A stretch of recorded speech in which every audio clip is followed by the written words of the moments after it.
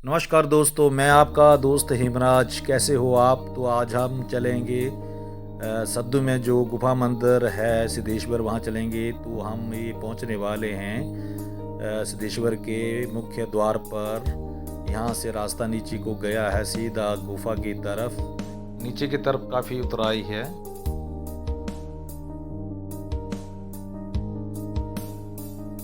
और आसपास पेड़ पौधे भी हैं। गांव सद्दू है ये इस तरफ। और ये देखो, लोगों ने खेती बाड़ी भी की हुई है। ये घर हैं, गाय पाली हैं लोगों ने। इस तरफ देखिए आप। तो बहुत ही सुंदर लेकिन बड़ी तीखी उतराई है। धीरे से चलना पड़ेगा। देखो कितना सुंदर घर है ये लोगों ने बनाए हुए हैं। और ये सीधा रास्ता सद्दू गांव की तरफ गया है। और ये बाईं तरफ इस तरफ ये इस तरफ बाईं तरफ ये सीधा ही रास्ता जो है ये गुफा मंदिर की तरफ गया है। सिद्धेश्वर गुफा मंदिर है नीचे ये। तो हम यहाँ सीधे ही वहाँ जा रहे हैं। ये देखो यहाँ पर हल्दी और कचालू के पौधे लगाए हुए लोगों ने। तो दोस्तों, मैं आपको नई नई जगह दिखाता हूँ, नए नए लोगों से मिलाता हूँ। तो इसलिए आप मेरे वीडियो को बड़े ध्यान से देखते हैं, तो कमेंट भी करते हैं लेकिन सब्सक्राइब नहीं करते। तो मेरा आपसे आग्रह रहेगा कि आप मेरे वीडियो को या मेरे चैनल को सब्सक्राइब करें, लाइक कमेंट और शेयर करें। तो ये देखो, मैं नीचे की तरफ जा रहा हूँ और काफ़ी गहराई है नीचे। खाई है ये नीचे देखो। और ये बिल्कुल सीधा ही हम नीचे की तरफ जा रहे हैं। ये देखो, यहाँ पर एक जगह बैठने की भी है। अगर नीचे से आप ऊपर चढ़ रहे हैं तो तीखी चढ़ाई होगी तो आदमी थक जाते हैं। तो इसलिए ये विश्राम स्थान बनाया हुआ है।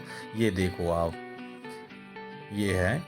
पहले मैं यहाँ शायद एक आध बार आया था। तो यहाँ केवल दो पैर चलने का रास्ता था।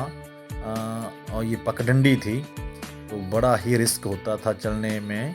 तो ये पहाड़ी के ऊपर कितना बढ़िया रास्ता बनाया हुआ है। लोगों को चढ़ने और उतरने में कोई दिक्कत नहीं है इसमें। एक तरफ पहाड़ी तो दूसरी तरफ रेलिंग लगाई हुई है, तो रिस्क कोई नहीं है। तो यहाँ पर हमारे भाई जी बैठे हुए थे। यहाँ हम नीचे उतर रहे हैं और ये सीधा ये आप देख सकते हैं। ये कुदरत की जो तोरण द्वार बना हुआ है। देखो यहाँ से नीचे से होकर करके हम गुजर रहे हैं। और नीचे देखो घुमावदार रास्ता है। इतना बढ़िया पौड़ियाँ से बना हुआ रास्ता है। पीछे मुड़कर देखो, ये देखो यहाँ से दिख रहा है ये कितना सुंदर गेट बना हुआ है वेलकम करने के लिए हमें। ये नीचे अब हम पहुँचने ही वाले हैं। ये हम पहुँच गए हैं। ये तो ये अंदर का दृश्य है मंदिर का। यहाँ पर ये है, ये प्राकृतिक रूप से बना हुआ गुफा मंदिर है। यहाँ पर शिव जी की पिंडी दिख रही है, शिवलिंग दिख रहा है और ये गुफा है। ये देखो यहाँ पर आप फूल चढ़ाए हुए इसके ऊपर। कितना सुंदर लग रहा है ये देखो, आप देख सकते हैं। तो ये एक चट्टान के नीचे खड्ड के पास बहुत ही रमणीक सुंदर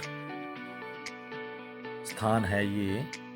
तो शिवरात्रि के दिनों में काफ़ी लोग यहाँ पर आते हैं, पूजा पाठ हवन पपीत करते हैं।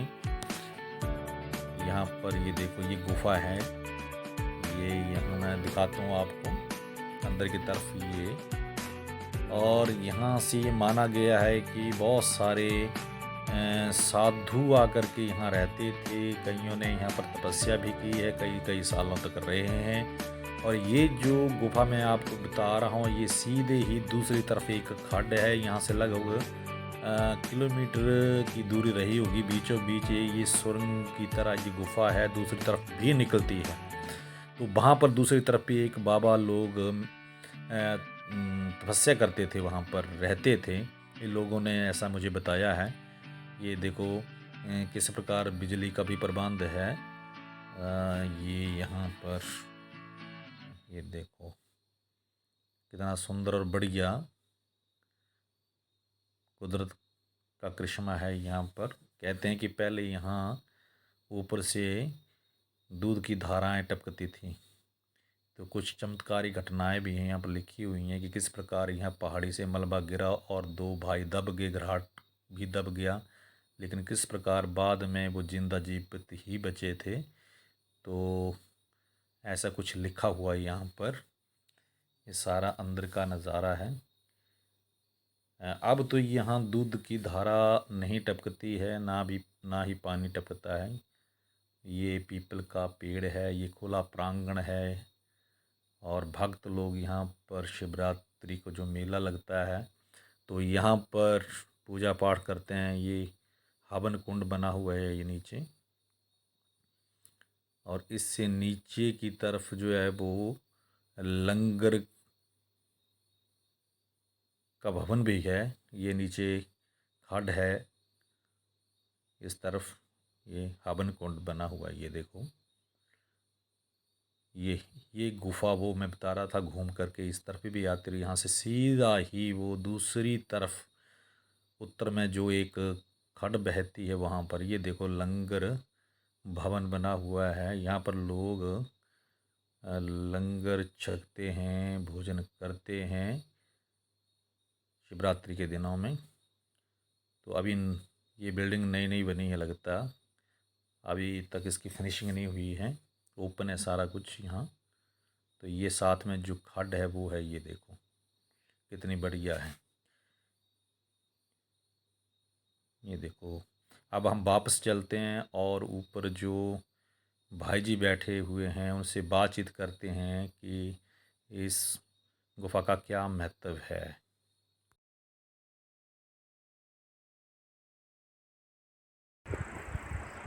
तो यहाँ पर हमारे कुछ भाई बैठे हुए हैं, तो चलो उनसे पता करते हैं कि इस मंदिर का इतिहास क्या है और क्या मान्यताएं हैं। नमस्कार सर, आपका शुभ नाम सर? करनैल सिंह। सर मैं ये जानना चाहता हूँ आपसे कि इस मंदिर का क्या महत्व है या क्या इतिहास है, इसके बारे में आप बताएं हमें।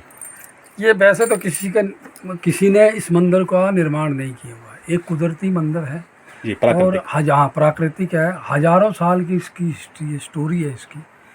और इस मंदिर का कहते हैं कि ये प्राचीन पौराणिक कथा है इसकी, कि इसके लिए कहते हैं कि शंकर भगवान खुद यहाँ पे रहे थे। मतलब उनके हिसाब से 3 दिन और हमारे हिसाब से वो महीना बीत गया। एक महीना इस सृष्टि का जो काल चक्र है उसके हिसाब से 1 महीना समझ लो, और उनके हिसाब से 3 दिन वो इस गुफा के अंदर रहे थे। जैसे एक समय की बात है, जैसे दैत्य भस्मासुर था जिसको शंकर भगवान ने वरदान दिया था कि जो जिसके सिर पे हाथ रखेगा वो भस्म हो जाएगा। ठीक है, तो इसकी एक स्टोरी है कि दैत्य भस्मासुर जो है राक्षस है, वो माता पार्वती को देख के उनके ऊपर मोहित हो गया जी। ठीक है जी। तो शंकर भगवान से उसका काफ़ी युद्ध चला कि पार्वती को मेरे हवाले कर दे, नहीं तो मैं तेरे सर पे हाथ रख दूंगा, तुझे भस्म कर दूंगा जी जी। ठीक है, तो जब युद्ध करते क्या वो भस्मासुर दैत्य जो था वो शंकर भगवान के पीछे पड़ गया जी जी। तो भगवान शंकर कैलाश, जो असली कैलाश, पहला कैलाश है, कैलाश वो चाइना में आता है जी, उस कैलाश पे उनका वास था। वहीं से उन्होंने अपने आकाश मार्ग से, वो बीच में भी कई जगह रुके। तीसरा स्थान बताते हैं कि ये सद्दू था, यहाँ गुफा के अंदर उन्होंने 3 दिन बिताए। तो दैत्य भस्मासुर राक्षस जो था बाहर खड़ा था जी, बाहर ही रहता था जी। अब उनको बाहर निकलने की जगह नहीं मिली जी। अपने ही त्रिशूल से उन्होंने ये अंदर ही अंदर गुफा निकाल के दूसरी तरफ से वो निकल गए। अच्छा, वो दूसरी तरफ से। हाँ, ये जो एक दरिया है, दरिया क्या नाम है भला? खोली खड्ड जी जी। हाँ, खोली खड्ड के पास में दूसरी गुफा और अंदर ही अंदर रास्ता, वो भगवान शंकर के हाथ से त्रिशूल से निकला हुआ रास्ता है वो जी। और उस तरफ से फिर भगवान शंकर सीधे यहाँ से चले गए परमौर जी। परमौर, हाँ जी।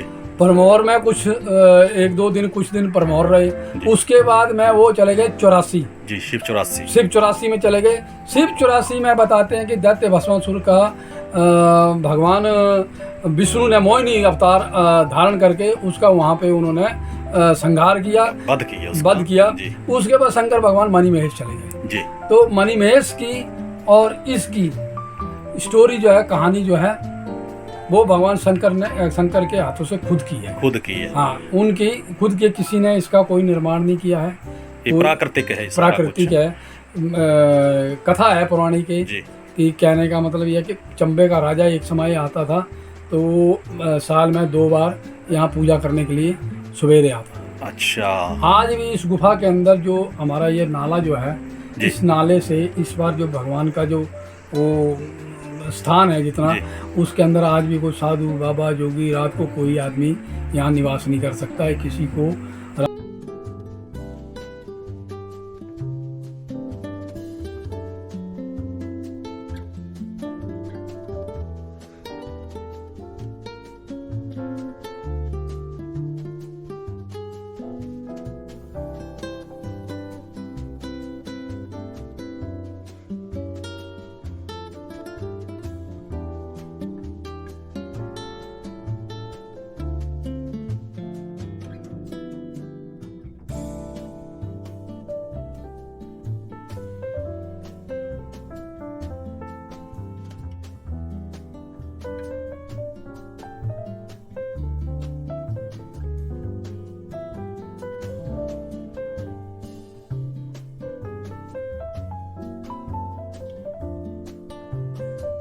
मीटर 1.5 किलोमीटर हाँ जी, 1 किलोमीटर की पड़ जाती है पूरी।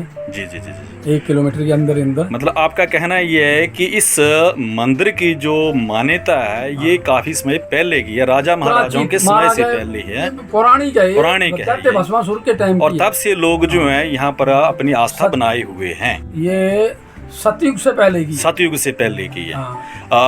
आपने राजा महाराजाओं का जिक्र किया तो ये इस चीज की गवाही देता है कि यहाँ पर एक किला है कुरेला में। हाँ। तो हो सकता है कि राजा लोग जब यहाँ पर आते थे उनकी रक्षा के लिए ये आमने सामने किले बनाए हुए, ऐसा कुछ प्रतीत होता है। प्रतीत नहीं, एक महाराजा संसार चंद थे, संसार चंद कटोच थे। हाँ, कांगड़ा के राजा। हाँ, कांगड़ा के राजा थे महाराजा संसार चंद कटोच। ये जो हमारी जो रियासत थी ये उन्हीं के अंडर थी। जी जी जी। राम सिंह पठानिया और जो थे वो उनके वजीर थे। उनको जो दी थी वो क्या नाम, नूरपुर की रियासत, जो किला जो था वो उनके वजीर, उनके हवाले था। जी जी जी। तो यही इनकी इसकी भोलेनाथ जो सिद्धेश्वर महादेव इनका नाम है जी। तो इनकी जो है पौराणिक कथा ये है। और ये जो इसकी खड्ड जो है, ये जो दरिया है हमारा छोटा सा खड्ड है, ये उत्तर की ओर बहता है।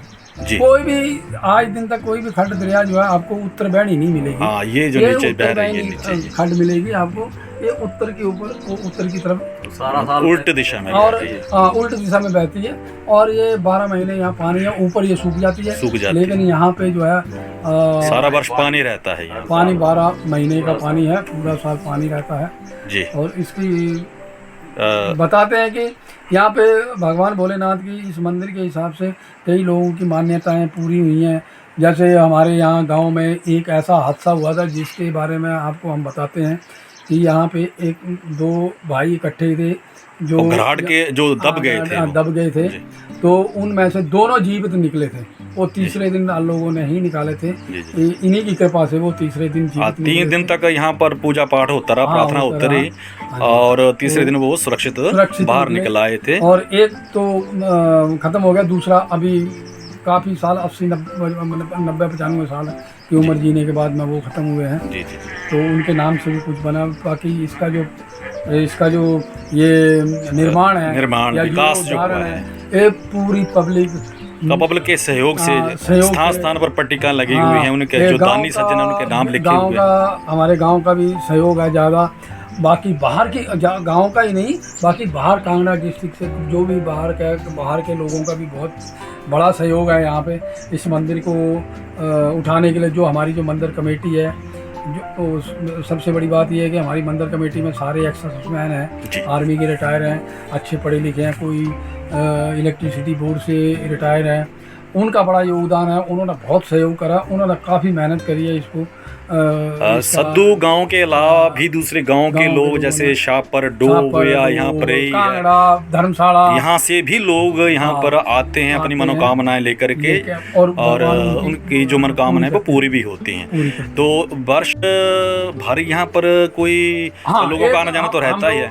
तो शिवरात्रि के दिन विशेष तौर पर यहाँ पर पूजा अर्चना होती है और मेला लगता है। समझो कि हम लोग यहाँ पे प्रोग्राम करते हैं शिवरात्रि का, रनवाड़ा होता है रात को, लोग आते हैं अपनी पूजा पाठ करते हैं। तो हम उनके लिए सेवा के लिए जैसे प्रसाद है, फलाहार है, बाकी जो उस दिन जो हमारी जो सद्दू मंदिर कमेटी है जी, वो जो इस मंदिर कमेटी भी बनी है, हाँ कमेटी रजिस्टर्ड है, जो इसका रख रखाव करती है। रख रखाव जो हमारा जो साल की कलेक्शन होती है या हमने कितना पैसा खर्च किया है, कितना हमारे पास बैलेंस है, ये सारा कमेटी के पास हमारी एक एक पैसे का हिसाब है। वो सब शिवरात्रि के दिन लोगों के समक्ष रखा जाता है। अगर और दान देने वाले उस दिन अपने दान भी देते हैं, कोई 10,000, कोई 1 लाख, कोई 50,000, जो जिसकी श्रद्धा, जो 5 रुपये से लेकर के 1 लाख 2 लाख जैसे भी आदमी का सरमाया उस हिसाब से दान देते हैं। तो हमारी कमेटी उसको बाकायदा रसीद देती है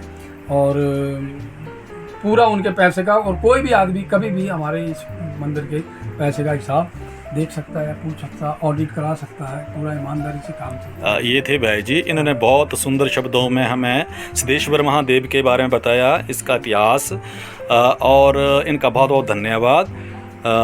धन्यवाद सर।